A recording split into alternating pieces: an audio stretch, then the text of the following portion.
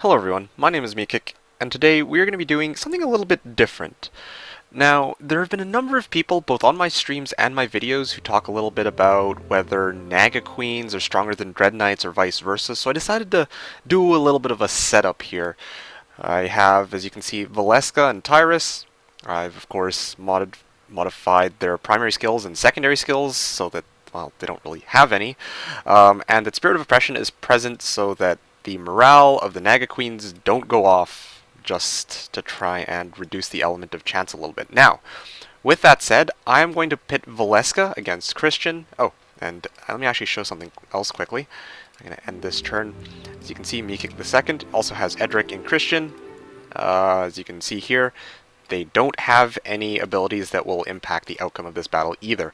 Now, with that said, let's get Christian to duel Valeska. One Dread Knight versus one Naga Queen. Let's see what ends up happening.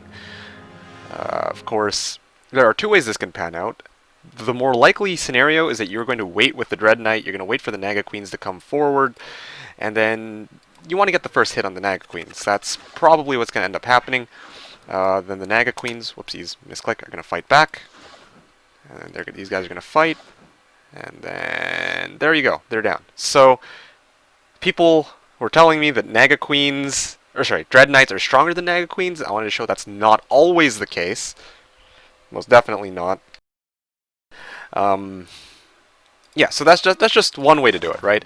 Now, if I were to try and restart this battle, and I were to have, let's say, Valeska go up against Christian, and for some reason I decided, you know what, I'll just send my Dread Knights forward and get, hit by the Naga Queens first, then would they survive?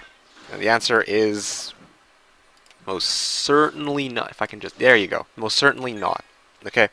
Now, that's one-on-one combat between Naga Queens and Dread Knights. Yeah. Now let's see what happens if it's 2-on-2. And of course, there's no artifacts or secondary skills or anything like that that will impact the final outcome of this battle. So let's just do it as before. And they get their swing. They get their swing again. These guys get their swing. And at this point, you can probably see where this is going. Note that also that although they applied Curse, it doesn't matter because Naga Queens have a constant damage output at 30, right? Dread Knights have a higher attack and defense, but of course the Naga Queens have a higher consistent damage, and they have no enemy retaliation, which applies every time. Now, at this point, there is one last thing that I wanted to note before I wrap up this video. If you noticed in those fights, Deathblow never occurred.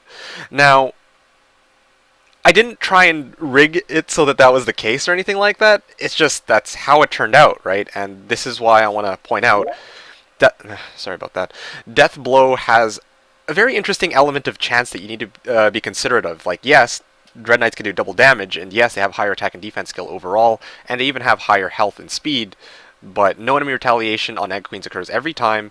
It's, of course, reliable in that aspect, and you don't ever have to worry about, oh, is there this 20% chance that it'll occur? So that's something to think about in the context of Naga Queens versus Dread Knights.